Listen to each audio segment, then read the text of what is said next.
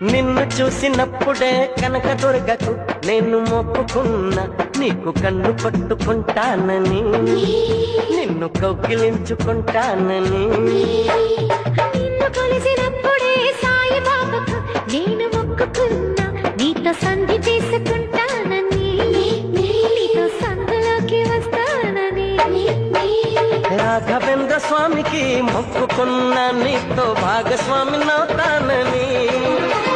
మూడు కళ్ళ శివునికి మొక్కుకున్నా, నీతో మూడు రాత్రులవ్వాలని. ఆఖరికి నీకే మొక్కుకున్నా, నీ నౌకరుగా ఉంటానని, తీపి చాకిరులే చేస్తానని.